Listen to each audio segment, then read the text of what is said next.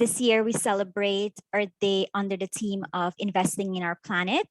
But for us, we know it is critical that we invest in our women, in our girls.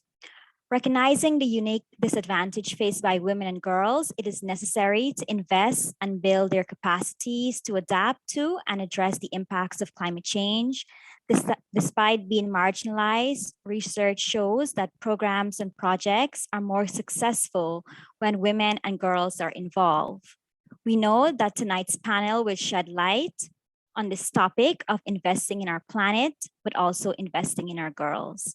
With this, I have the absolute honor of introducing Miss Daphne Ewing Chow. She's somebody that I continue to read about and I continue to read her work, and it makes me so proud every time I see her name in the newspaper because she's representing Caribbean voice in the most positive light. Daphne is an award-winning Caribbean journalist, originally from Barbados, but residing in the Cayman Islands. In addition to her role as content manager at Loop Cayman, Daphne is a senior contributor at Forbes with a focus on environment, sustainability, food, with frequent intersection across health and gender, with a focus on the Caribbean. Daphne's work has been also featured in the New York Times, the Sunday Times in London, and the International Monetary Fund. Daphne has managed communications for 2 climate projects at the Food and Agriculture Organization, FAO, and currently she serves as the communication advisor for the World Food Program Caribbean Multi-Office. Thank you so much, Daphne, for accepting our call, and thank you so much for all your writing and for highlighting the Caribbean in such a special way. I really look forward to learning from you.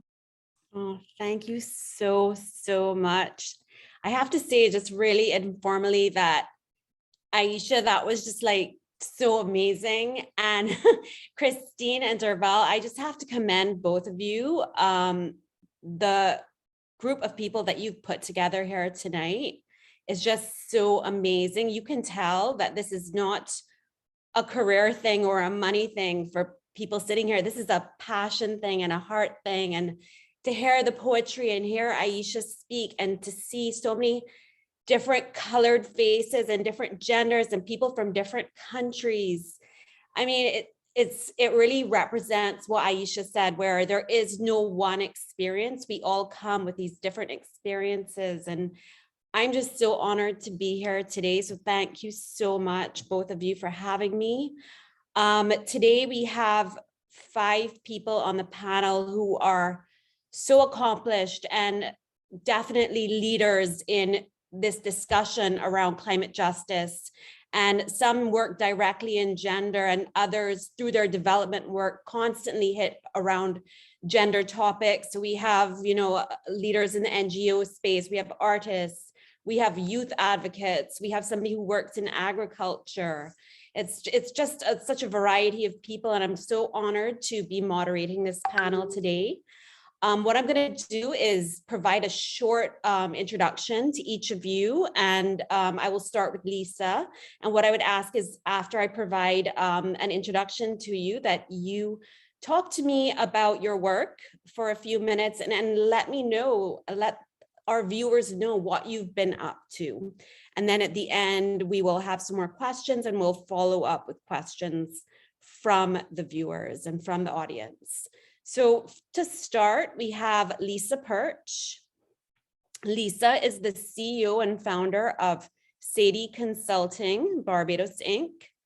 She established her consulting firm as part of her commitment to bridging and ultimately eliminating the persistent policy, programming, and financing gaps between social and environmental policy. An international development expert with more than 20 years of experience in climate change, poverty reduction, livelihoods, gender equality, policy, inclusive green growth, inclusive green economy, research, and gender mainstreaming in various regional settings, including post-disaster and emergencies. Lisa has a proven track record of enabling purposeful dialogue and debate, coalition building to deliver new ideas, promoting concepts of change and delivering transformation in developing and emerging economies. Well published, she has worked across the globe from Latin America to Africa, both South and West, and more recently in Asia. She has worked on Caribbean SIDS issues for most of her career, and she is keen to expand the space for Indigenous feminist voices in the Caribbean context. Welcome, Lisa.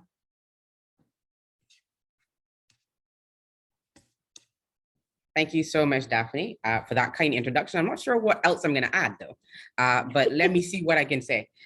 I mean, it's always an awful thing to have to follow somebody like Aisha, who gets the room going and says everything so well. So what can I add?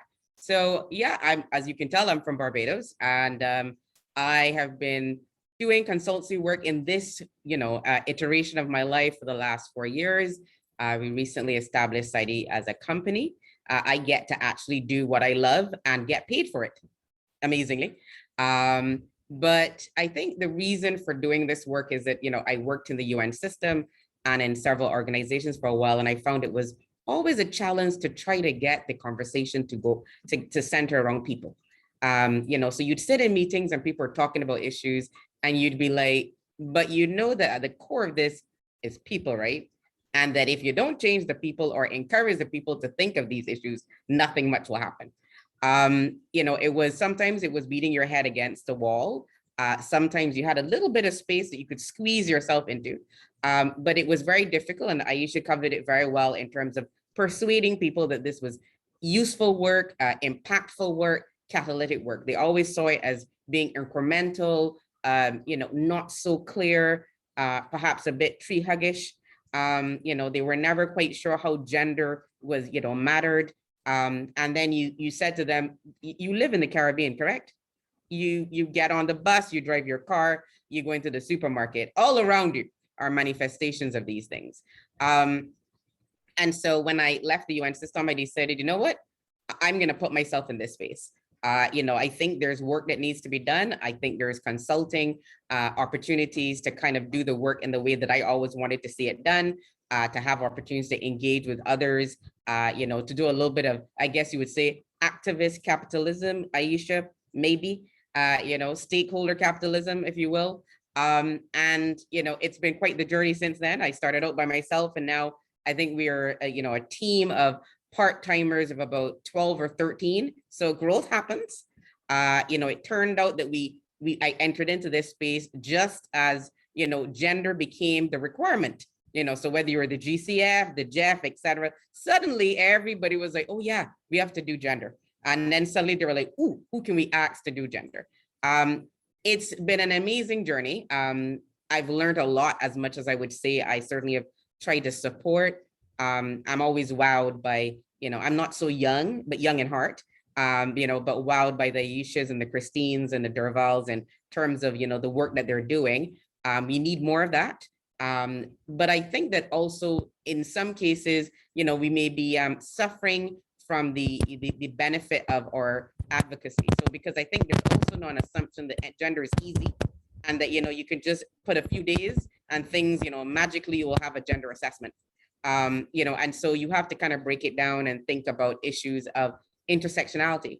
And so there's still a discussion about gender being men and women, and not about being roles and responsibilities, challenges and inequities, including what I do a lot is to focus about the gender inequality of risk. So all the things that we're talking about is not like breaks down equally. It's not like everybody faces the same risk in the same way, that they have the same period of recovery. And so it's been amazing and fascinating trying to have that discussion with various persons, trying to work with, I think a colleague of mine is on the call, trying to find pictures and images that grasp this, that try to communicate it in a very effective way. So I'll stop there. We do a lot of work with the UN system, with the private sector on energy. I do a lot of work in agriculture. I do a lot of work on, environmental and social impact assessments.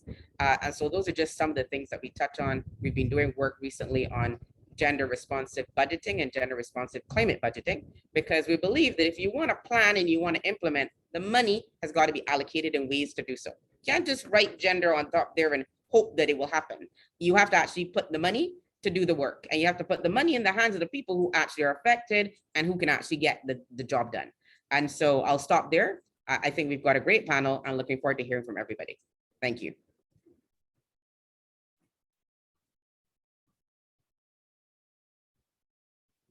My bad.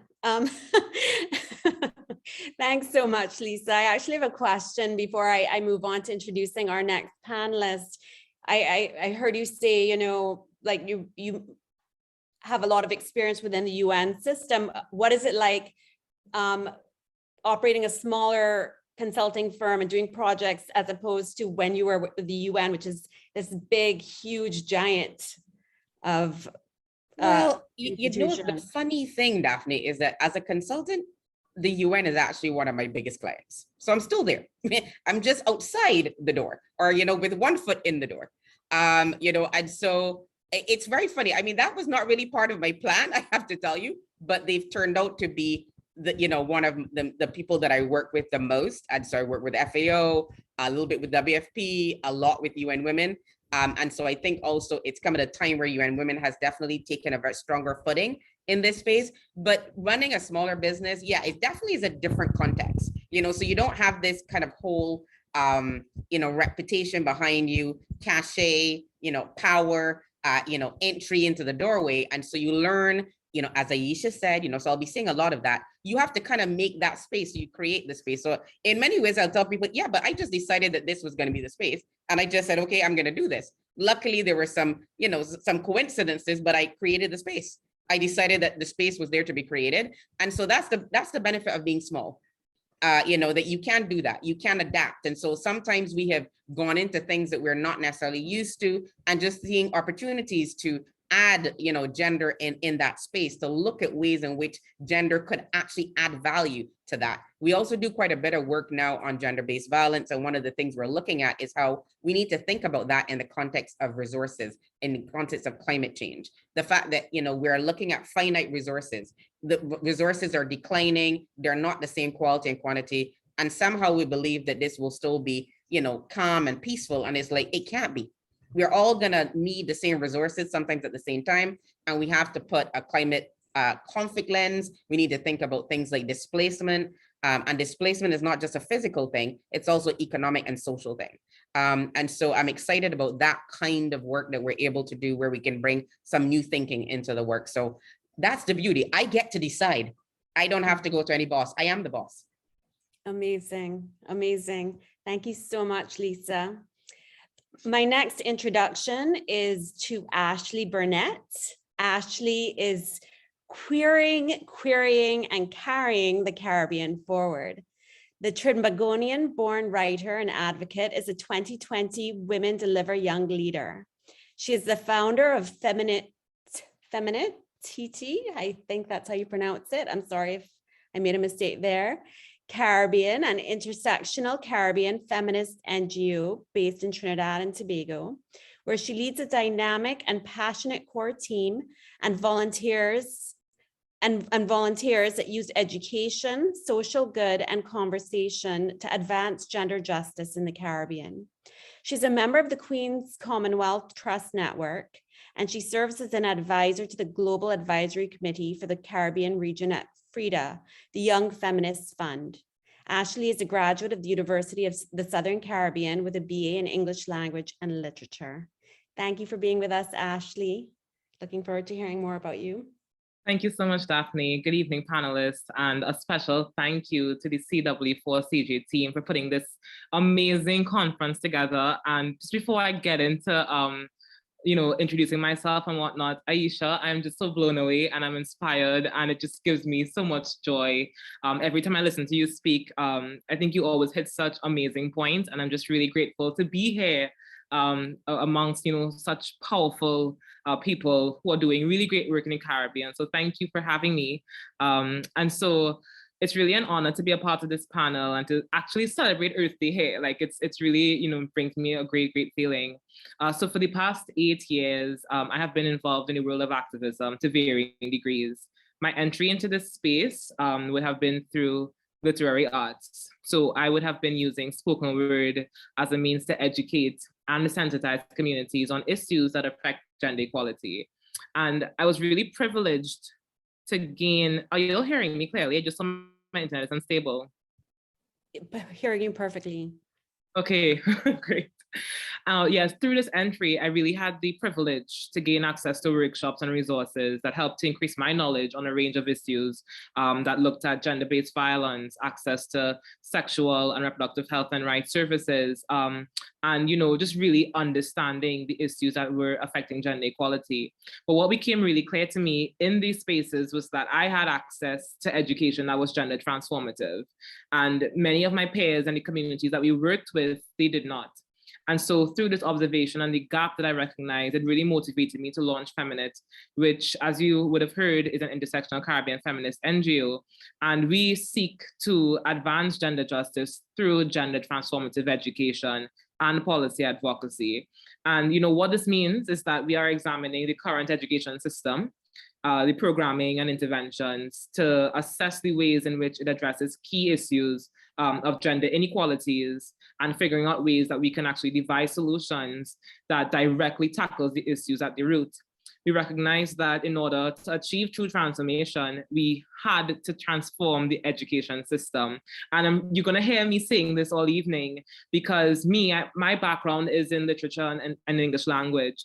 I did not do a degree in gender studies. My aspirations actually is to do work, particularly in education policy, because it's very important for people to be equipped with the knowledge, with the tools, with the resources to be able to make change.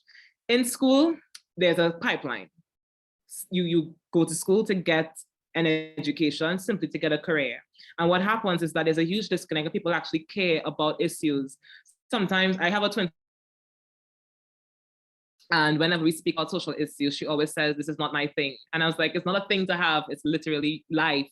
These are things that keep us alive or not. Like, people are literally dying because there aren't adequate laws and interventions that are happening across the globe. So it's not a hobby, right? But unfortunately, my knowledge, around the environment initially started as, I did environmental science in high school, and it was the smallest class. There were literally 4 of us. And everyone would have made it look like, oh yeah, that's just a hobby, you care about the earth and stuff. But it was never something that I felt as if, oh wow, this is actually life or death, right? And so at Feminit, our major areas that we work in, and of course these issues all intersect, right? We look at areas of sexual and reproductive health and rights and ending gender-based violence. And we would have had our landmark Safe Cycle project, which was initially just 6 months based on funding from Women Deliver. And this sought to really ensure menstrual equity here in Trinidad and Tobago. So we would have conducted the first ever assessment in Trinidad and Tobago that dealt with looking at the rates of period poverty.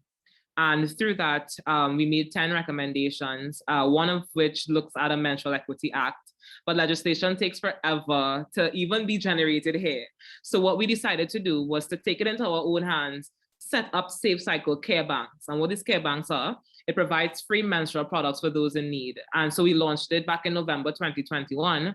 And to date, we have 3 banks. I literally came from launching the 3rd one today, with the Family Planning Association of Trinidad and Tobago. And it, like, I'm so excited and just like blown away. The banks have been, like, a lot of people have been going to it, people have been donating, and it's just really like raised my pulse, the way that people have been engaging it. And it's really a dream for us. And so our hope is to have these throughout Trinidad and Tobago. And currently, we are working in a small community called Buenos Aires in Point Fortin, just in South Trinidad. And we got funding again from Women Deliver. Most of our funding comes from outside, right? Never at home. It's sad, but that's what happens. You get it from either UN agencies or international NGOs. And this project is called The Right Way, and it deals with developing a toolkit that, one, seeks to break down our national sexual and reproductive health policy in Trinidad and Tobago, as well as to address various issues that actually affect SRHR. So there are 5 modules in this, and we partnered with the Buenos Aires Village Council here in Trinidad for them to also co-create this, right? So it's people who never heard of SRHR before, people who have no idea of gender justice, but it was so important to us that we had these consultations and had them, you know, have a say in this development. And so far we've conducted our workshop with them last week, well, the week before Easter, with the adolescents, which was well attended. And on Sunday, we are doing a workshop with the parents. And, you know, we had to have a cutoff point because, of course, with expenses, but they were so excited to be there. And so we're really hoping to continue working at the community level, because we know, of course, the goal is to get governments to get involved. But we know if we go through that route alone, it's going to take forever to get things. So we're starting at the community first. And, you know, aside from those major projects, we have partnered with several NGOs to host solidarity circles, which is an informal space to share experiences and to learn. And most recently, we would have done a series of solidarity circles for International Women's Day with Caribbean feminists, with the Breadfruit Collective, with IGDS Ignite here in Trinidad and the Q Network, to talk about climate justice and to really understand that we have always had the answers here in the Caribbean.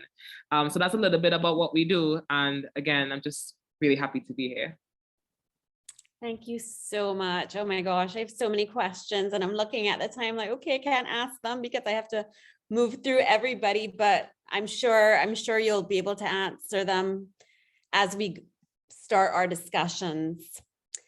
So next on the panel, I have Alex Doche. She is a research-based artist and educator.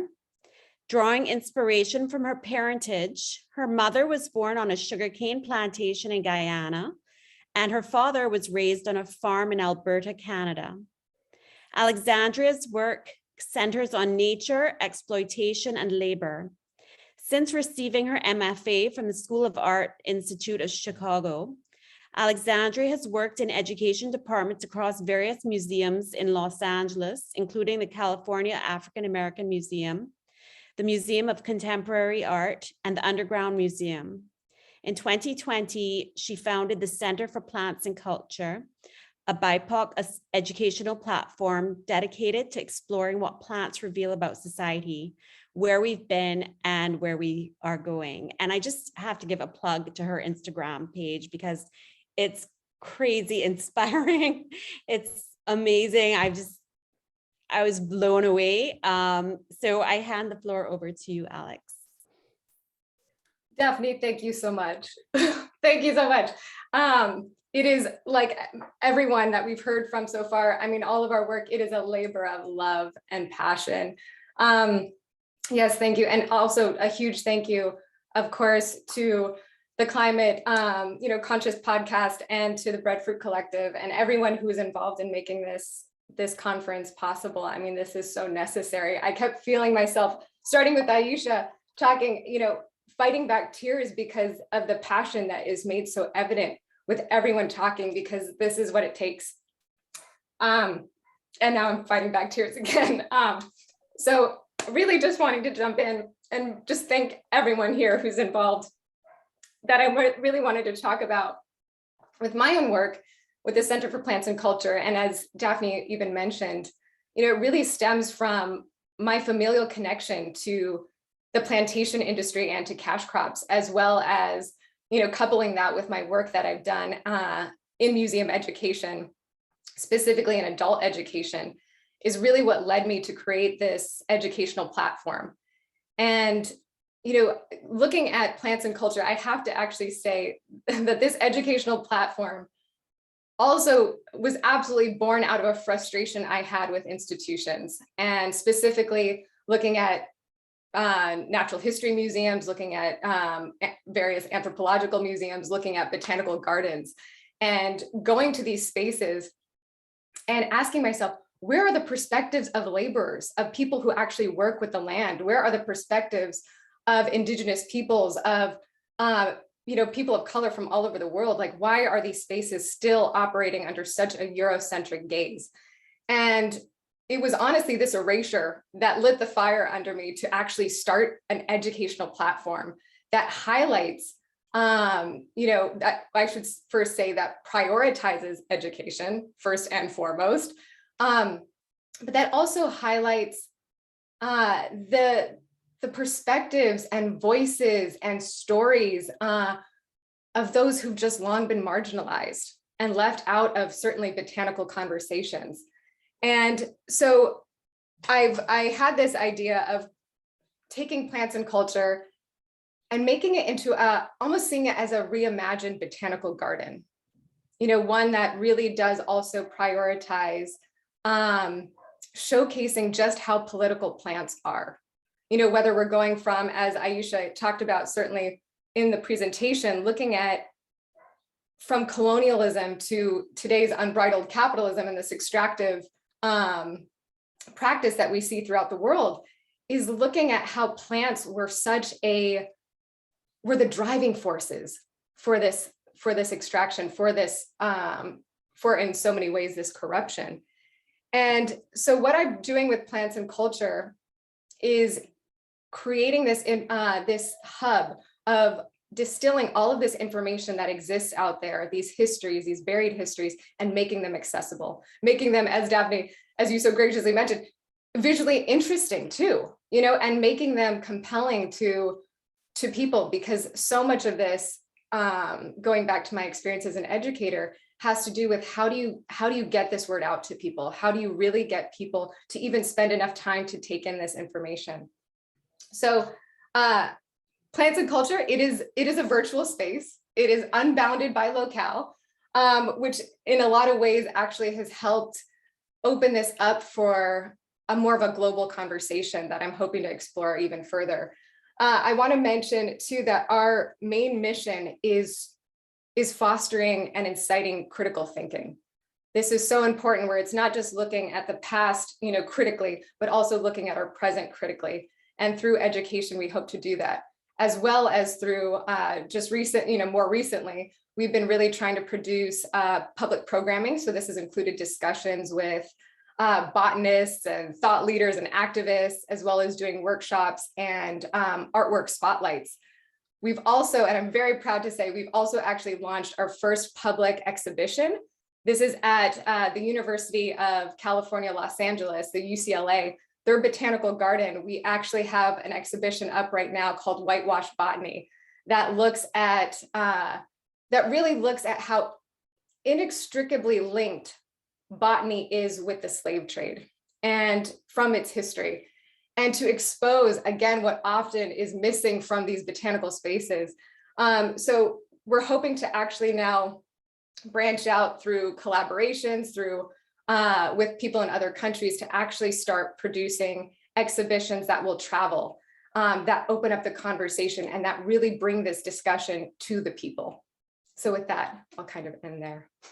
Wow. Again, I have questions, but we'll save them so that we can get through everybody. Thank you so much. Thank you. Wow. Okay, so next I have Andrew Campbell. Andrew was born in Maruca in Region 1 and grew up in Georgetown, Guyana. He holds degrees in history and tourism studies. He served as a teacher for many years in Mabaruma, Region 1. Andrew completed archaeological field surveys and excavations under the guidance of the late George Simon, the late Neil Whitehead, and Dr. Michael Heckenberger. Andrew is the founder of Ebisawana Natural Foods. I hope I pronounced that okay. Currently, he offers guidance to the Blue Flame Women's Group from Hosororo in adding value to their cocoa by making chocolate in Guyana. Andrew is a member of the Moving Circle of Artists, where he provided training programs in the Rupununi with central focus on arts, environment, archaeology, and anthropology. Andrew is also a beekeeper. Thank you, Andrew.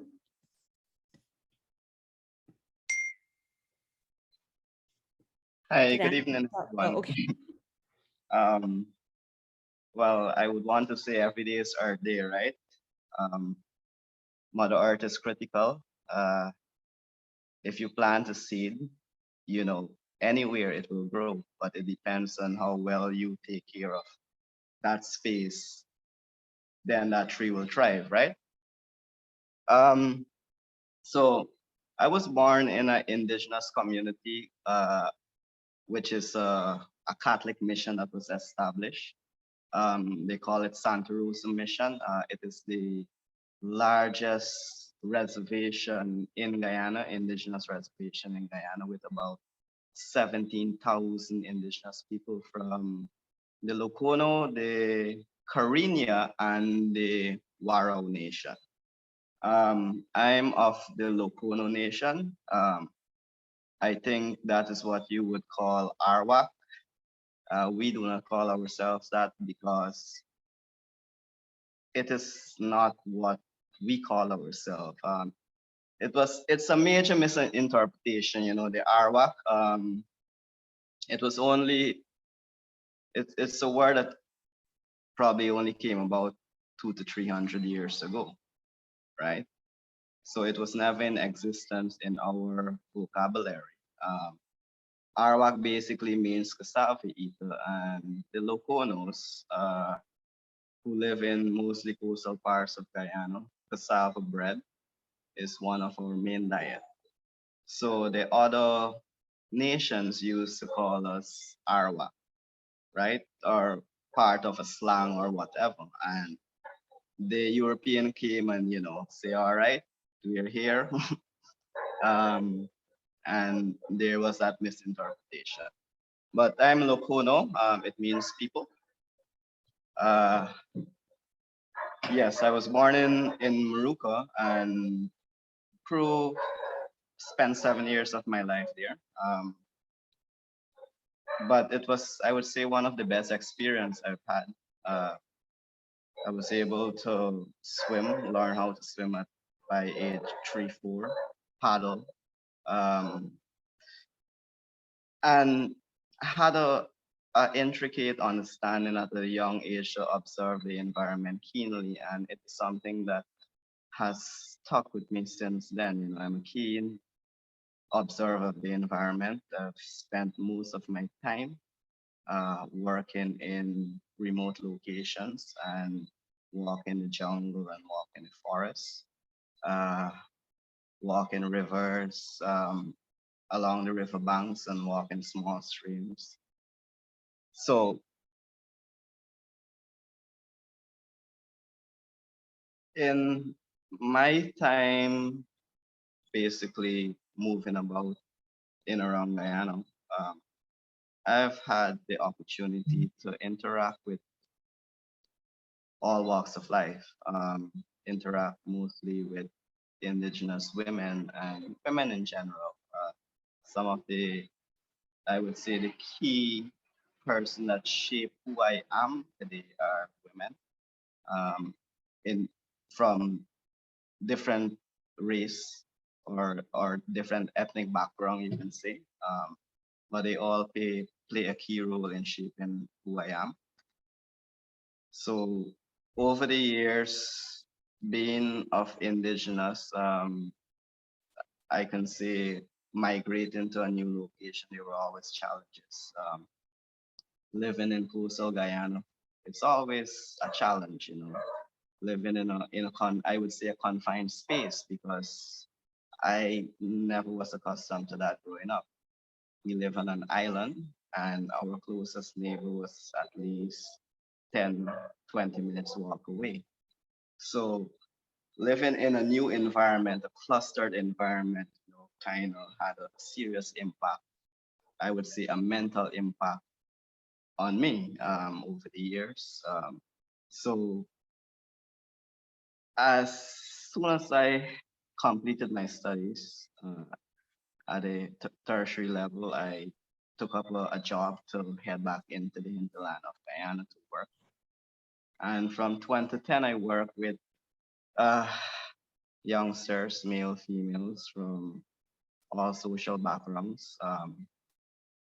And it was always interesting working because living in the hinterland regions in Guyana, there's so many challenges one has to face. You have health, you know, the health institutions are not their educational institution. They have probably up to the secondary, but after that, there's not much um, chance for upward mobility in terms of education. You either leave your home and you have to move to the coastal area to advance your studies. So that in its sense would have impact on that individual. And some may be negative, some may be positive, but I think as an individual who have been able to interact from a young age with all walks of life and live in different parts of Guyana, I was able to transcend that barrier easily. Um, you can see that I'm one that can move around spaces in Guyana where nobody else can, and that in itself is a privilege.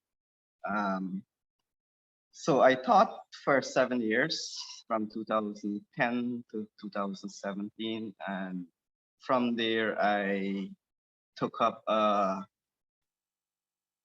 post in Trinidad to oversee archaeological excavation at the Red House. They had a restoration project going on there. Um, and then after returning to Guyana, we continue research in Region 8, Region 9. Region 8 is the Pacaraimos. Region 9 is the Rupununi.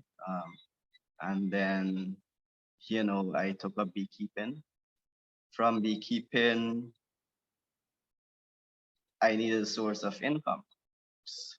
So I decided to start up my own company. At the time, I was already cultivating or trading in ginger, and I wanted to use that to produce a raw resource, and hence I uh, founded EB Sawana Natural Food. EB Sawana, it's a Lokono name. It means to change or transform. And the idea behind that name is, and the business to use that name is to change the way how we utilize healthy foods in Guyana, organic foods, and foods that are either grown locally. Um, you know, we do use a lot of chemicals in Guyana, but food from the hinterland region, you can see, are still chemical free. Um, so we must be able to change that perspective, from using unhealthy food that has gone through a lot of chemical processes in the manufacturing arm. So the idea is to change the way how we utilize healthy food and, to support communities. Most of the farmers that I work with are females,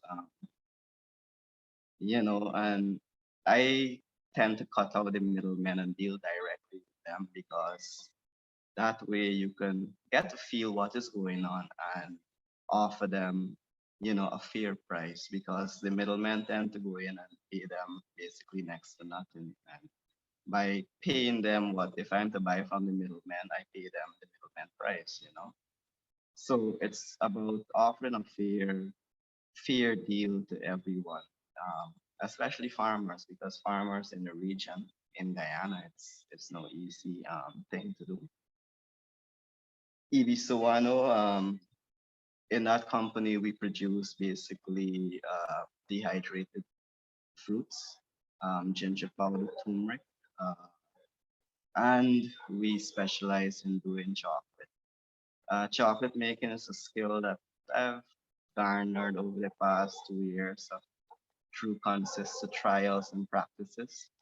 And during that time, I was able to train now two persons who are as skilled as me in chocolate making. Um, and I'm working with Blue Flames Women's Group currently.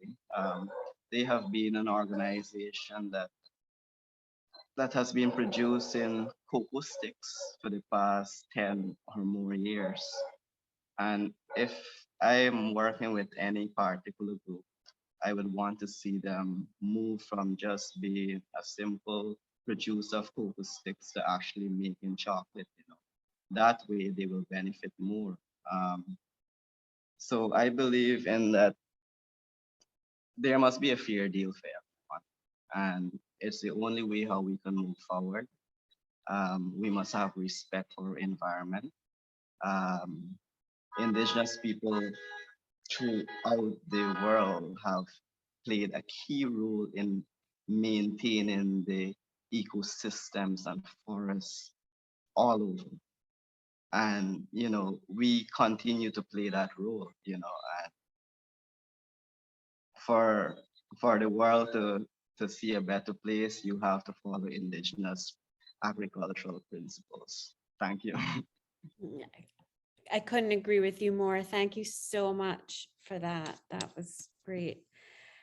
And our fifth panelist is Auro Fraser. Auro was born in Guyana, but currently resides in Colombia. He leads Open Society Foundation's first ever Caribbean strategy with a focus on climate justice. He worked previously on 5 continents with national and international civil society organizations, the United Nations Office of the High Commissioner for Human Rights, and the International Criminal Court. Auro has an LLM with a distinction in international human rights law from the University of Essex, and previously he graduated with a first-class honors degree in international relations. He is fluent in English and Spanish, is a music addict, a jazz pianist, as well as the proud father of a girl and a boy. Welcome, Auro. Hi, Daphne. Nice to see you here. We've only exchanged WhatsApp messages over the last year or two. How are you? Very true. No, thanks. Aisha, wow. I'm going to leave it at that. As ever, wow, Aisha. And, congratulations, Derval, Christine, and the CW4CJ team, because this has been amazing. Yesterday, I had tears in my eyes listening to the panelists. It's very inspiring and very timely. And, it's a massive privilege to be here and share space with much more eloquent and inspiring and younger people than I, so I'll do my best. As Daphne said, my background is human rights and social justice, and I've worked for different organizations around the world. And in all the international organizations I worked for, something really annoyed me, which is they all had a Latin American Caribbean department that did nothing or little on the Caribbean.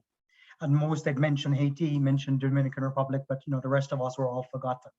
And so everywhere I worked, I tried to sort of push for some more Caribbean focus and so on. It was largely unsuccessful. But when I joined OSF, myself and a couple of others started a new strategy, which was that every meeting, no matter what it was about, we talk about the Caribbean.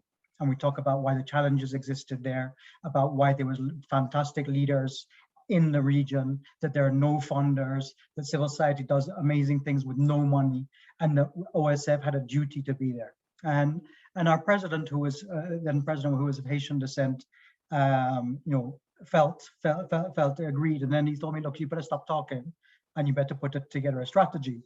So I had to kind of stop and think, and I said to him, look, we're not going to have a strategy. Our strategy is going to be that we're going to talk to people across the region, because OSF has not worked there. And so we talked to domestic workers, activists, feminists, the generations of feminists, government people, to get a feel for what's going on and where we could find a space where we could be useful. And that sort of landed around climate justice, because there wasn't a lot of talk about climate justice. I mean, there was talk about climate change, there was talk about climate justice, about climate action, but and there was climate action justice work going on, but the sort of discussion about it and what it means, and about just transitions and about loss and damage and so on, sort of, we felt we could try and support the actors on the ground who wanted to talk about it, given all the ways in which climate justice is relevant in a region, from oil and gas discoveries at a time when the whole world should be going in the opposite direction, to indigenous rights issues and women's rights issues and so on. So that's sort of how we started. And previously OSF did really important work in the Caribbean, but it was very, very specific. So we did a lot of work supporting Tracy Robinson at UE and others on decriminalizing same-sex relationships. There was work on early childhood education, and there was some work on marijuana policy. Many of you will remember the UE marijuana policy commission that we did the rounds and so on, but that was sort of it. Now we have the climate justice work and some other things, work on criminalization of poverty and other things. So, OSF is a philanthropy, It provides funding, but we also try to connect actors. And, in that process of sort of stalking people across the region, my colleague Sabrina says I became a webinar stalker. I see someone who said something interesting from the region on a webinar and then call them up. And I think Daphne is one of the victims of that. Aisha certainly was. Ashley was a victim of that. Various other people who have been involved in this bend were sort of called up blind by me and asked questions about how we could be useful. So it's great to be seeing everyone again. So we try and connect people as well as giving grants and try and find ways to amplify Caribbean voices. And on climate justice, I think there are two levels. And Rwana Haynes, who's sort of become a bit of a guru for me, sort of pointed this out yesterday very well. At the international level, Caribbean countries and governments are heroes. And they're fighting a battle, a David and Goliath battle against rich countries for all of our survival and the world's survival. And they do amazing things. And when, I went to COP last year, and it was, I can't find words for how frustrating it is to see the discrepancies and the breach between US rhetoric about climate change and their action, on loss and damage, and so on and so forth. So we try and support Caribbean governments internationally in that fight. And we are also very interested, because that's what struck me, was the absence of Caribbean civil society in those international spaces. You have African civil society groups, European civil society groups, Asians, but Caribbean civil society is not present enough there. And so that's a commitment of ours, to have more presence in Caribbean society, to do a pincer movement with governments against rich countries and sort of push those messages about loss and damage and so on. So that's one level where the governments are heroes. And then there's the other level, which again, like I say, Rana mentioned, where sometimes the governments are not so heroic. They fly back from COP and then go and cut down the mangroves, or they do other things that really are not so helpful for sustainability. And OSF, what it believes in is that people should be participating in the decisions that affect them, and they should hold governments to account for those decisions. And that's what we try and support. So at a regional level and at a national level, we've been trying to fund young feminists, indigenous peoples, coastal dwellers, fund better climate justice journalists, not just reporting Hurricane, but saying why does climate change affect some people more than others? And why does the response respond to some people more than others?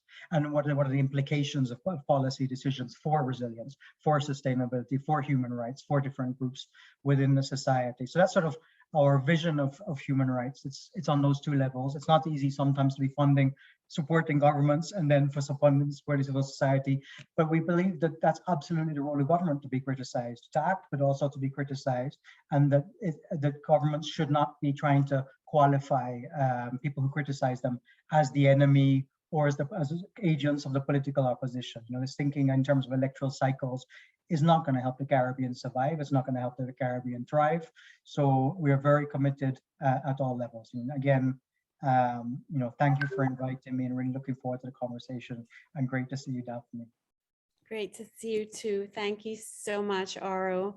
I know Christine and Derval must be a little bit stressed right now because we're running a little bit tight. And so I wanted to ask their permission if I could put out some questions to the panelists, and we keep the questions until 7 o'clock. And then at 7 o'clock, even though, well, it's 7 o'clock here, this part of the Caribbean, I'm in the Cayman Islands right now. Then we open the floor to Q&A, even though it's going over time. Are you guys okay with that? Yes, we're okay. Once our panelists are okay, we know that they committed until 8 p.m. and we are likely to go over, but once our panelists are fine and our audience is willing to stick with us, we can proceed. Okay, great, because I couldn't shorten anything that anybody said. You guys are such just interesting people. Sorry? I said I now realize we have a time limit. Yeah, exactly. So I'm just going to put out a question, and it's a question to all of you. And I know it speaks very specifically to Lisa's field, so I'll probably ask her to answer it first. And it's basically what this panel is all about, which is investing in women, investing in our planet. What does that mean? How does that look, and how does it look specifically for the Caribbean? Thank you for asking this question, Daphne. Got a little PPT here, to kind of wake things up a little bit. Well, I think that what we're talking about is really accepting reality. So I'm going to take a riff from Aisha and speak plainly. I think it's about us really accepting the realities of what's going on, that what is happening in the social space will influence the economic space, will influence the environmental space. So we can't expect to see things in the labor market and expect that somehow they're just going to stop at the labor market and they are not going to affect what happens in terms of the allocation of resources or who gets resources. And so it's important to really just also understand that when we're talking about investing, we're not just talking about money. Part of that investment, I believe, is also in understanding, in leveraging the power, the knowledge, the experiences, the capacities of persons who probably don't get a little bit of a space. Sometimes I think one of my biggest battles is making sure that the lack of data is not an excuse for not doing things. So I spend a lot of time digging, mining, literally mining, lots and lots of papers to find information to say, okay, well, here is what we have. It's not great, but it is something. And if you look across all these different things, there are patterns that are clear. And if we agree that these patterns are reasonable, then we should be able to accept that gender equality is an issue, even in the Caribbean, where we tell ourselves that, things are going great and that, education, girls are there everywhere. You're like, yes, but unfortunately that doesn't translate to the labor market. So it means that we need to really think about a couple of things. I think it means understanding that, yes, women may face a gender inequality of risk, but that doesn't mean we necessarily need to cloak them in a cloak of victimization. It just means that they're dealing with different challenges and these are nuanced and we need to understand why. And we need to understand that in some ways they are actually fighting every day against these challenges. And in some cases, therefore, when we say we want to be resilient, we should acknowledge that they've been resilient already for quite a long time. And we perhaps need to learn from that. We need to understand that men and women are different, have different experiences, but also that even between women and between men, there are huge, massive differences, particularly in power and privilege. And I think probably everybody on this panel has spoken directly and indirectly of the privileges that we all have and that we've been able to assume, and the fact that that means that sometimes we have more choices than other people. I think we need to recognize that, yes, we're talking the talk of resilience, but I'm not sure that we're really digging deep in terms of understanding what that really means. And that if we ignore, the social side, if we ignore inequalities, including gender inequalities, then who are we doing this resilience work for? What is it that we're trying to do? I think it means understanding that when we're talking about adaptation, for example, that we also do mitigation of risk, and that sometimes these words that we have, and don't get me wrong, I've worked in climate for a long time, but sometimes the words that we have make us prisoners. And so this idea that adaptation and mitigation are like two cars going down the same highway, and at some point, they're going to meet, is a bit ridiculous, because in some ways, to get mitigation to work, renewable energy, people need to adapt, they need to change.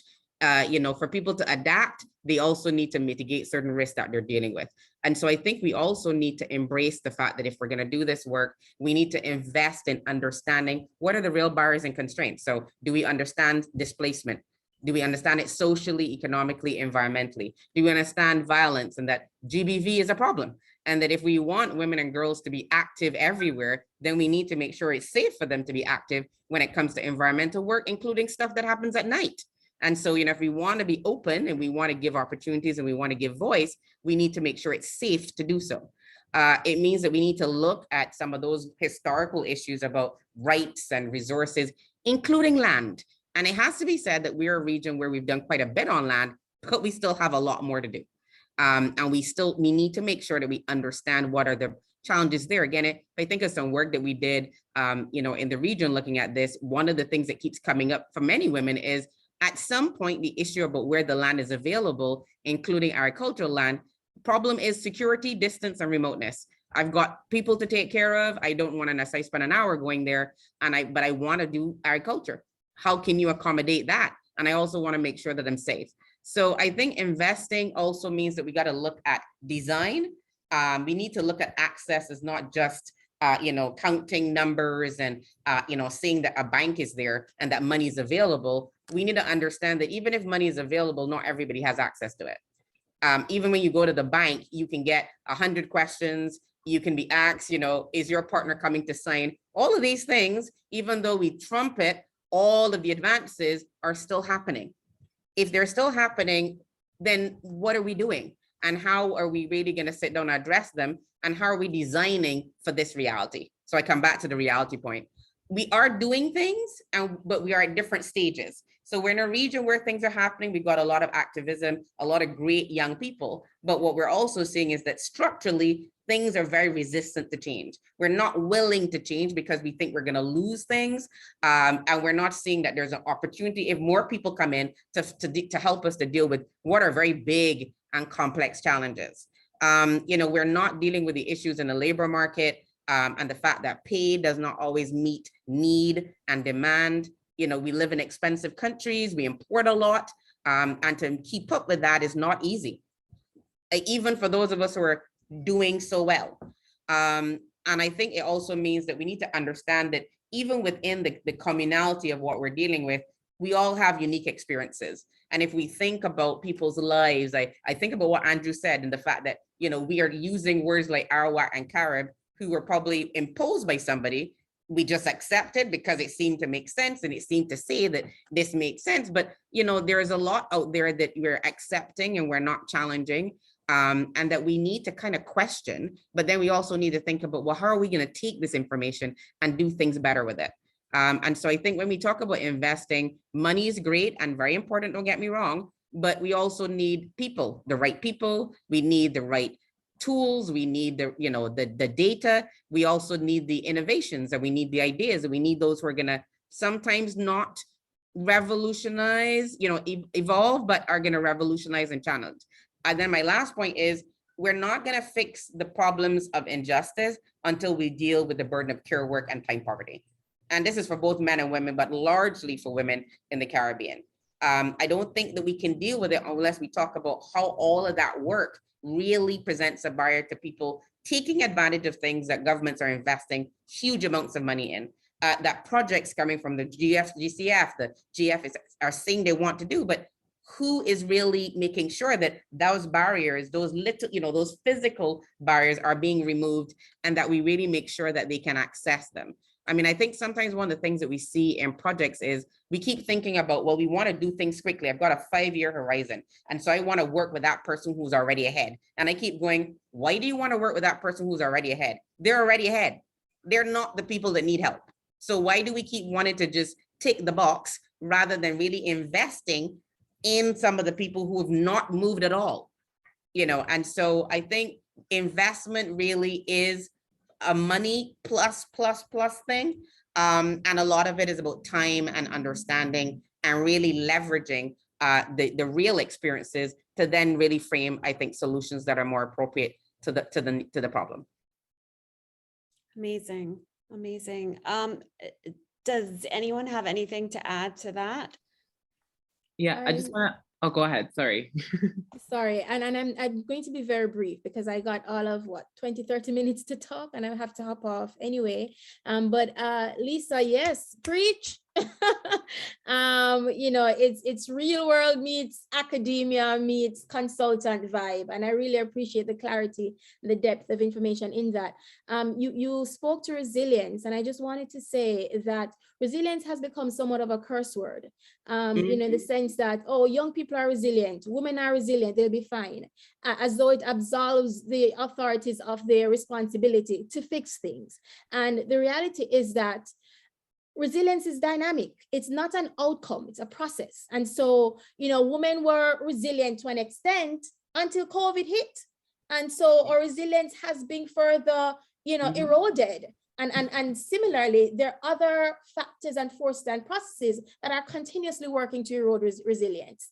And in addition to the point of, the question of why invest in women, I just say investing in women is investing in the whole society, so even when we speak to this matter of a whole of society approach, when you work with women, you bring along men, boys, girls, everybody, right? And so there's no shame in my game, at least, in saying I work with women, because I'm confident that in doing that, I'm supporting the entire society. And women's rights are, as we know, human rights. So by supporting that, by investing in that, we're supporting the entire society. So with that, I'm going to hop off as well. So I just want to say thank you all very, very much for the opportunity. And I feel like I'm part of a nice, big, bright, cozy family. It felt like a big, nice hug the whole evening. Thank you so much. And I look forward to continuing the conversations in other spaces.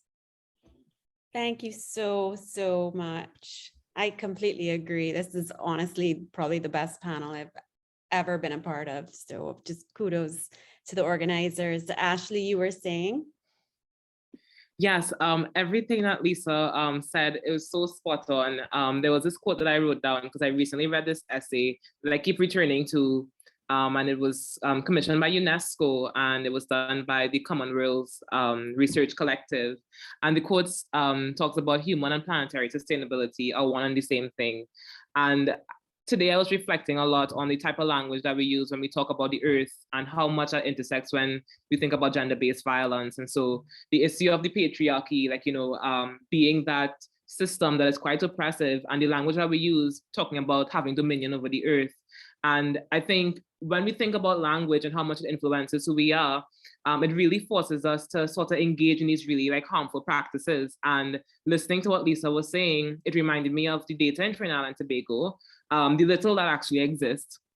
And currently, and this was done probably back in I can't remember the exact date, if it was 2019 or 2015, where less than 20% of women owned private land, right? And a lot of arguments always come up was that, wow, well, we have a lot of women farmers, but what does that mean? This last year, there was our budget committed to investing a big chunk of money in the agricultural sector, but there was no mention of having programs and interventions that really cater toward women who were farmers and supporting them, knowing rightfully that there weren't a lot of resources allocated to them ever. And so this is a major barrier when we think about, climate action. Yes, we're saying that we're gonna, have these big interventions, but who's really on the receiving end of those interventions? And when we think about even education, right? And I would have mentioned it before, we don't have adequate climate education. And yes, there are a lot of girls that are in school, right? This is an argument that we hear a lot that, wow, we have a lot of, the majority of students are women. And yes, that's great, okay, but what type of education are they actually receiving? Are they actually being empowered to take action? Are they actually being given the resources to be able to really flourish when we think about the agricultural sector? And so if we really are to invest in the planet, we will properly invest in climate education. We properly invest in programs and interventions that actually give the resources to those that are usually marginalized. Because when you have less than 20% of women owning land, then what are you really saying for our future? And so I just want to share those couple of points and just want to echo. I'm so grateful for your presentation, Lisa. Yeah, these are all such wonderful points. And I think all of us in some way here, we are all educators. As advocates and activists, we are educators. And I think for those of us who are involved in the arts, on this panel, whether writers, artists, I think all of us are creatives here. It's also the value of those forms of expression to educate.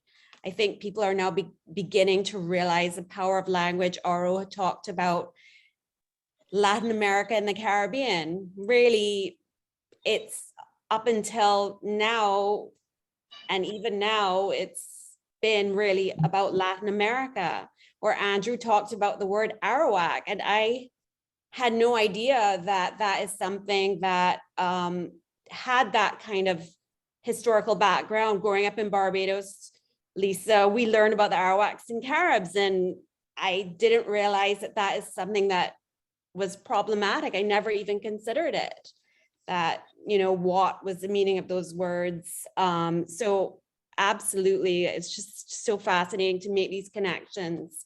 So I'm going to ask one last question and put it out to everybody. And then we'll move to Before you ask a question, I must say that women play a critical role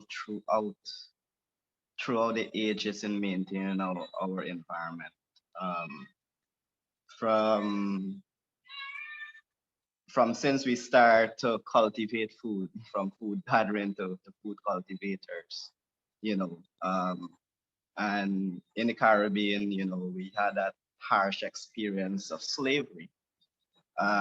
Women, and in Guyana, a lot of historians don't really mention it, but both Africans and indigenous, even though in a minority, they were all part of the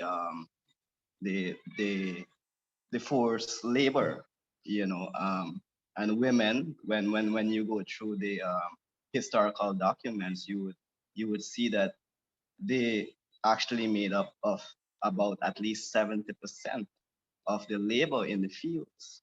They were the ones that tend the kitchen gardens. They were the ones that prepared meals. In indigenous community, the women are key, really, really key members in the society of maintaining that their ecosystems. And without them, without women, we cannot thrive. And therefore we must invest. It's not a matter of I think Lisa mentioned it earlier, we have to do it in every aspect. Absolutely. Thank you for that. So now as my final question before we go to the Q&A from our audience, is put out a hypothetical situation to all of you that any of you can answer. And even maybe our audience could give their thoughts in the comments area. To imagine a world where there is this justice, there is this equality, women are empowered. What does that do for activism around the environment and creating change around climate issues? If there was equality for women, what would that look like, and why do we need this? Oro? Hi, thanks, Daphne. I want to come back to the theme of the whole series of events, which is climate justice, right? And the climate crisis is not just a crisis, it's an opportunity.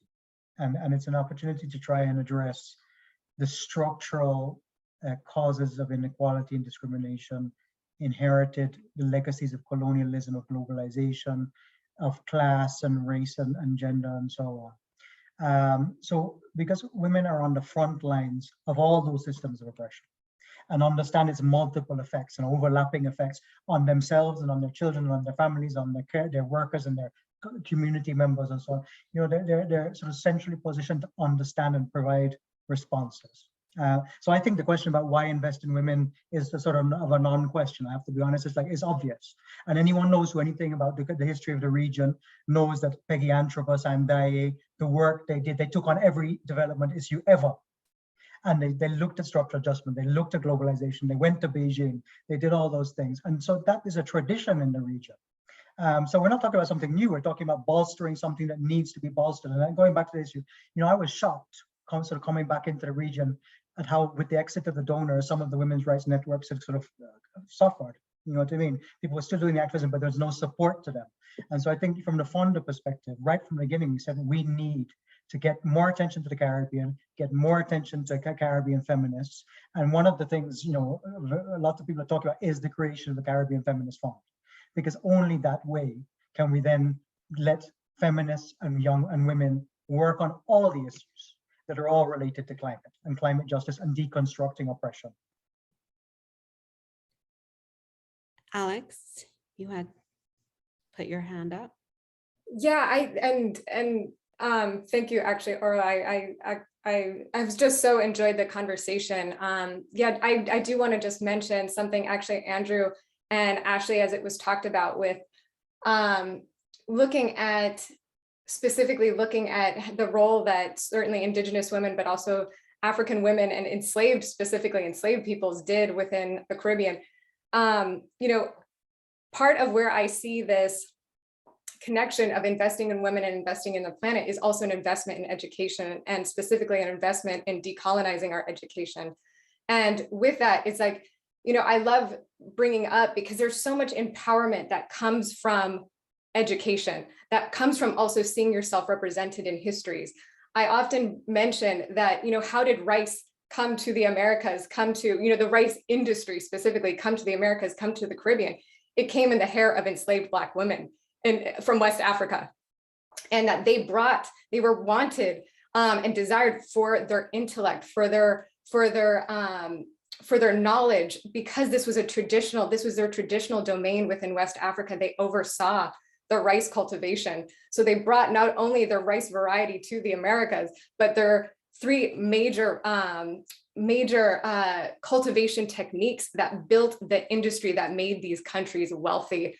And if we knew that, so often when we learn about histories of slavery, we think of exploited bodies, but we don't recognize that the minds of Indigenous peoples and the minds of enslaved West Africans, they were wanted for their intellect. Their minds were exploited. And I think that is such an important part of just, again, education is empowerment. Let's bring this conversation to there, because, we need to give credit where credit is due. So that I just had to get off my chest there for a moment and bring that up, and talking about, just imagining this world, if we should actually achieve some sort of gender equality. I think of actually the panel yesterday, Immaculata had mentioned, Indigenous women are the backbone of their communities. And it's like, yes, you're the backbone of the communities that are the front lines on this climate action. And imagine the work that they could do. Imagine the effect that they could do and the impact they could do if they didn't have their arm tied behind their back, because they're having to now wrestle with and contend with gender discrimination. So I'll kind of say that. Absolutely, absolutely. Thank you all so much. I feel it's such a tragedy to be cut short, because all of you have such amazing things to say, but I know everybody wants to get their weekend started. Some of you have to go, so we're going to move to the Q&A. Let me just take a look and see. Doreen Duncan asks, is there any advice, visions, and hopes for regional partnerships, and how regionalism can support our resilience? Does anyone want to take a stab at that? I just have a quick contribution there. I think CARICOM itself really underestimates their power in really banding together and figuring out how can we really assess the state of our countries, right? There are so many conventions that we've signed and ratified. So we know, we have the blueprint, we know exactly what we're supposed to do, but yet there seems to be very, very little action. And I remember the time, just quickly, I was in this space and our former Attorney General was speaking. And I know I asked him a question, and his response was that, oh, we already have surpassed many of the goals. And I'm like, what? Is us mind blown, because we're definitely in a different Trinidad and Tobago, because I have no idea what you're speaking of. But I think it will be important if CARICOM can take that step to really assess the state of women's access to agriculture.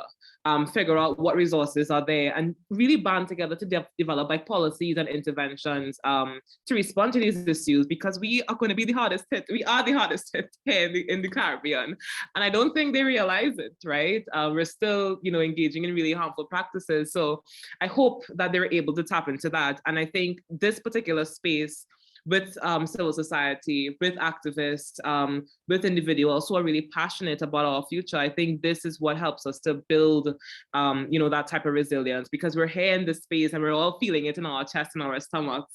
But this is just the start. And I think just continuing with this kind of community building and collaboration will be a good move forward. Absolutely. I'm going through the chat to see if there are any questions in the chat. In the meantime, does anyone want to speak to that question as well around regionalism? Yeah, just very quickly. I mean, I think that we're doing it tonight because we've brought a lot of different people together from within the region and without. So I think we have to redefine regionalism. I think CARICOM is great and it's very important, don't get me wrong, but I don't think we should rely on it too much either. It is a political system, sorry to be blunt, and it will always have its challenges. It will grow eventually, but some of that will be incremental, some of it will be catalytic. As we all know, change is created by, but I think that, we also need to perhaps not separate ourselves by things like private sector and civil society, because I find myself in a very odd space where I feel like I'm kind of like an activist business person. I am mission driven with a clear priority. I want to work on gender and I want to have impact. I'm not just there to earn money, but I want to make sure that we're earning money that's doing something. And so I think that sometimes breaking down the barriers of what we think people's can do and the collaborations we can have will also be an important part of regionalism. We're a small region. There's only so many of us, and there's a lot of work to be done. And so I think that there's an opportunity, I think, started by, this very forum, the Caribbean Women for Climate Justice, to kind of start to redefine that in ways in terms of, the ways in which persons who have been more experienced, persons who are coming with new ideas can band together and think about, okay, how can we deal with some of these issues? If you're working in different spaces, how can you work collaboratively and in sync? You don't necessarily have to do the same thing, but there are ways in which you can put the building blocks there for other things to happen. So that's my 2 cents on the issue of, I think there's a lot of opportunity for us. Amazing. Yes, Aro? No, it's a great question. I think region is really important. And I think on the 2 levels, I'm talking about climate justice. Caribbean states and small island developing states have changed the international conversation around climate change. They have changed it. So regionalism has been, absolutely key. And within the region, I think solidarity is essential. We live in small countries, right? Well, I'm in Colombia now, but Caribbean states are small. And we all know that standing up to governments is hard. And you can face reprisals in lots of different ways. So the way to deal with that is through solidarity and networks and raising things as a group. And taking on these challenges of development and sustain and so on requires those connections, and it requires inspiring each other across regions. A lot of time, I was talking to someone just left the chat who reached out and said, "Oh, we're interested in Escazú," and so we connected them to people in St. Lucia and elsewhere who are doing it. And it's that sharing and learning that has always been at the heart of Caribbean development and has to be there. And that's why I say, as a donor, OSF has to try and support those efforts. Absolutely. Absolutely. I have to say, having done several projects within the UN system, that I really appreciate the UN, the way they handle Caribbean projects. It's typically on a group regional level. And one of the donors, a large donor to various UN groups, is the Government of Canada. And they definitely have a very strong gender component to their giving. So several of the projects that I've been involved in across UN organizations have been Government of Canada projects that have said, okay, this might be an agriculture project, but there must be a gender lens to the work you're doing. And I love that. So I think that's another great example there in terms of, organizations working across the region. I know with respect to my work, I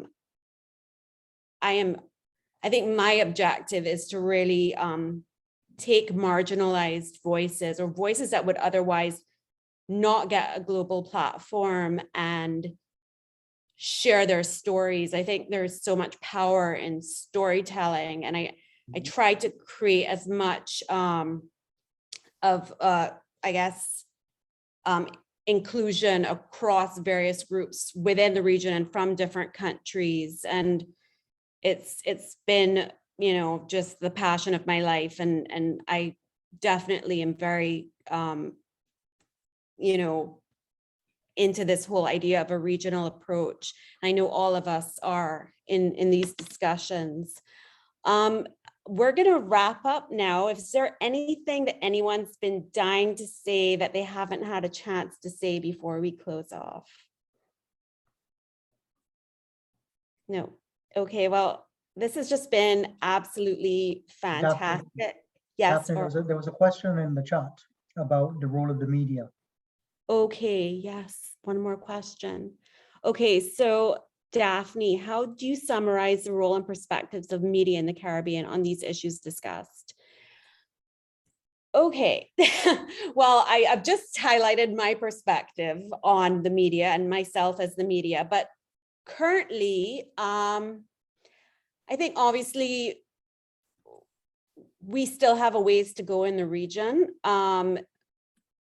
There have been a lot of discussions around educating media personnel around issues of climate and gender. And I think that is really the reason why we have so much farther to go.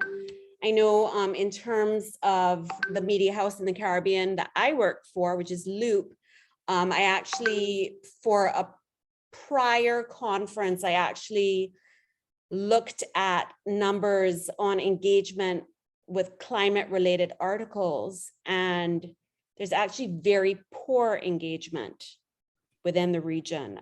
People tend not to open articles that are about climate issues.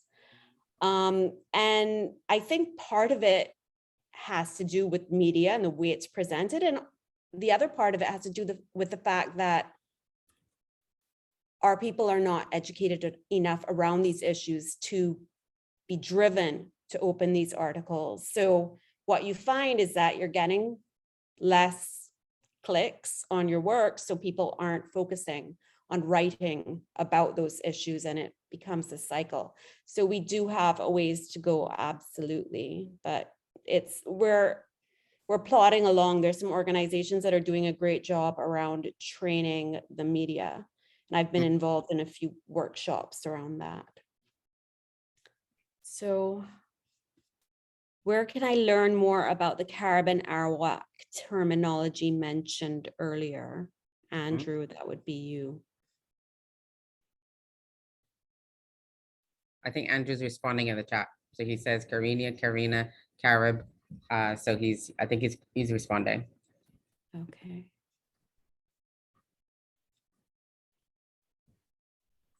And I think he's speaking. You got to unmute, Andrew. Oh. Yeah, there are various articles that you can find. If you drop an email, your email address, I can forward those to you. But in our language, really and truly, especially in the Guyana region, in Suriname, Guyana, and in the Orinoco area. Originally, even from the 1980s, there was a consensus that we indigenous people from the Arawak nation should no longer refer themselves as Carib, right?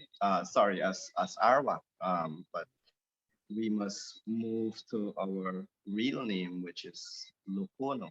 And in our language, the Lokono language, Loko means man, and Lokono means the people. Other than that, there's no other word to describe any other thing. It's the same thing with the Cariña. Cariña means the people, speaks of the people, right? The entire people, Lokono, for instance, Loco is a man, right?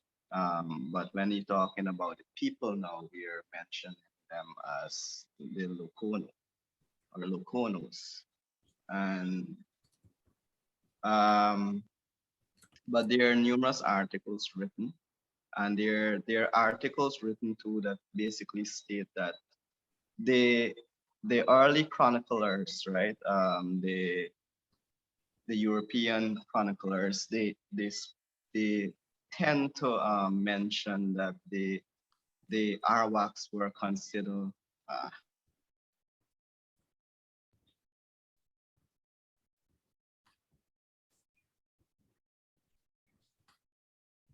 Andrew? Ooh. Did we lose Andrew? Is he on mute? Andrew, we can't hear you.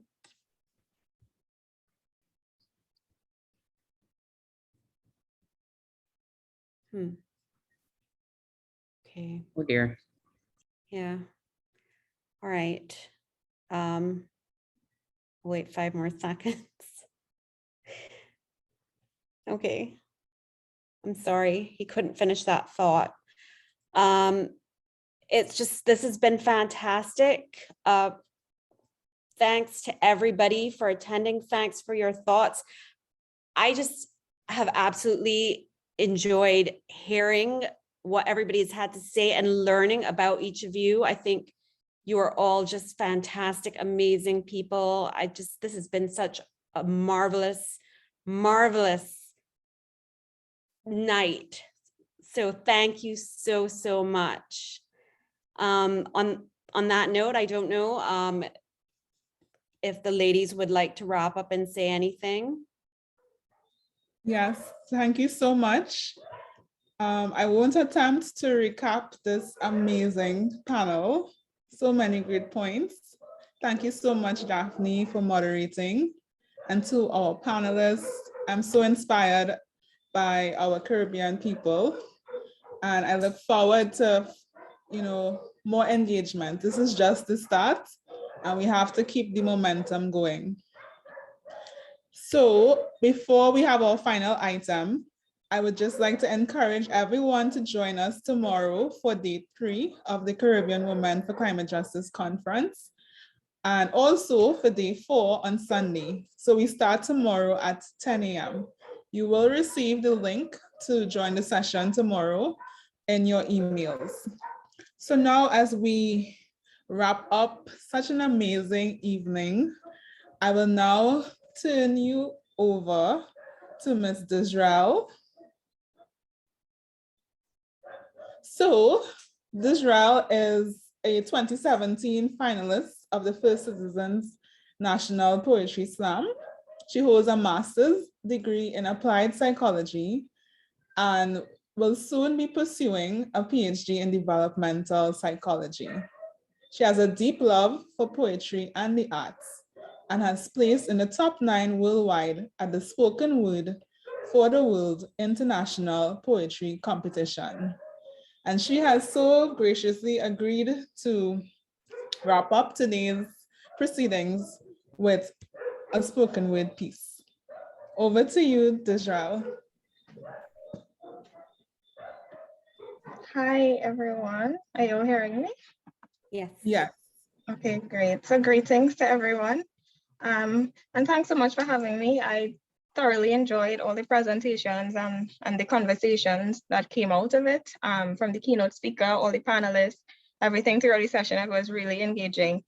So the piece that I chose to perform is in honor of Earth Day, and it's titled Mother's Revolt. When I wrote it a couple of years ago, I remember going to Brother Resistance, who was a stalwart in the Rapso community. May he rest in peace. But I remember asking him his blessing to use a portion of his song, because when I was younger, when I was a little girl, I remember looking on TTT and seeing his song, Mother Earth.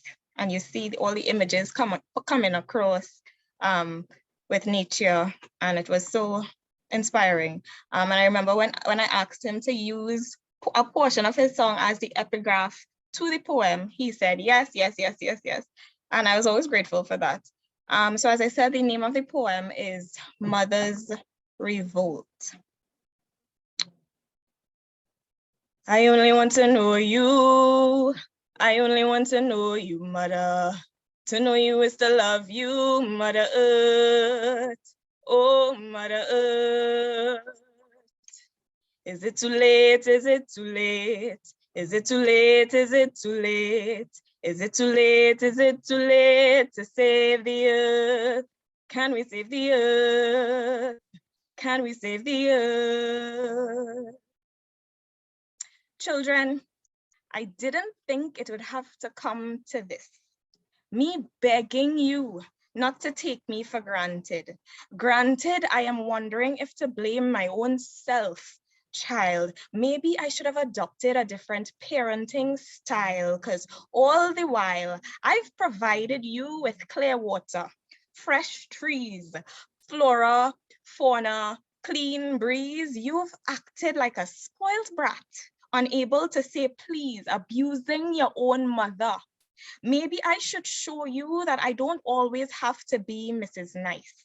Increasing temperatures, ice caps melting before your eyes, yet still you can't recognize that I'm mourning.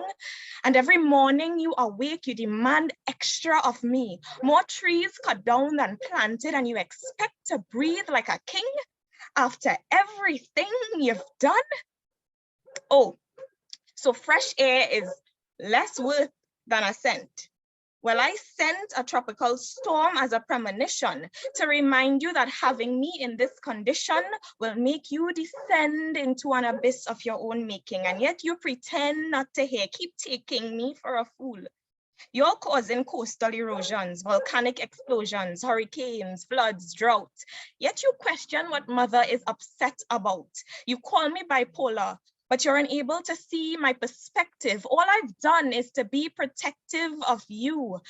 And what have you done to my mangroves? Mango is there now. It's a recreational facility. When I've tried to facilitate human fragility by providing fresh air here, your response: Mommy, we, your sons and daughters, a scattered archipelago, are so fed up of your loyalty, so we will destroy as we see fit. Look around, children. My wrath is now manifest. You test my patience on a daily. I thought you'd raise your hand to help me, but instead you take a selfie. When I try to have the conversation about conservation and nations warming, heed my warning.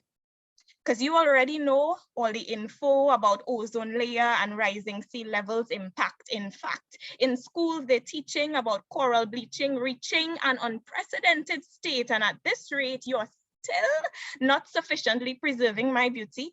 You're still inefficiently sustaining my energy. Is that gimme, gimme mentality, the I want it, mommy? That's what's vexing to me. Hearken unto my voice, children. Look around. The deforestation, slash and burn farming, death rates due to unnatural natural disasters. It's alarming. Oh, and thanks for all the negotiations and gift vouchers that so often bounce. You show up hot and sweaty, ready to announce policies with half-baked apologies. But alas, action is necessary for change. Everybody is thinking out loud all of a sudden, but still can't grasp that the sudden ecosystemic pandemic requires worldwide integration for successful mitigation. You can't talk about independency when you know you're dependent on me. With carbon, you walk all over me and not expect destruction as a corollary. One-sidedness is the opposite of reciprocity. And if you give me X, best expect it in return, because you've turned your backs to me, embarrassing me like this in public. Look, Venus and Mars are laughing, children. Environmental anarchy widespread, but hush your mouth and lay your head and sleep in it, children, because you've made your bed. Thank you.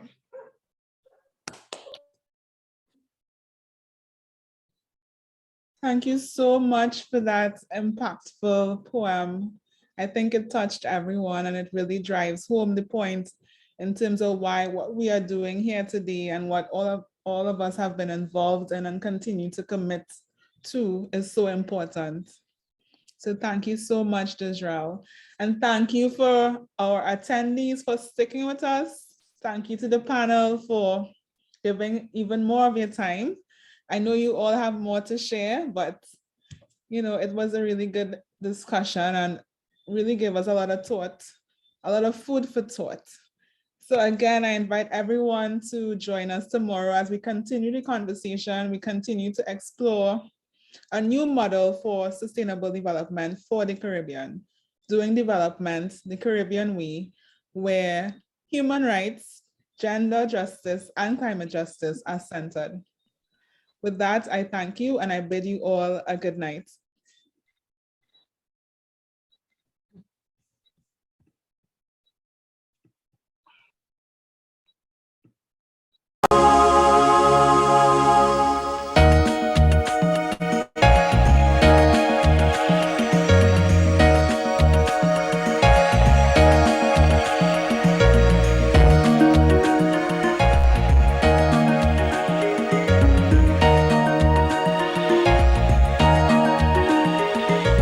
Let my vibes be one with you, Mother Earth. Let my vibes be one with you, Mother Earth. I only want to know you. I only want to know you, Mother. To know you is to love you, Mother Earth. Oh, Mother Earth.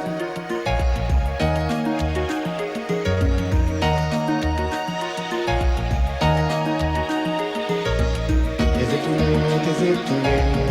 Is it too late? Is it too late? Is it too late? Is it too late to save the earth?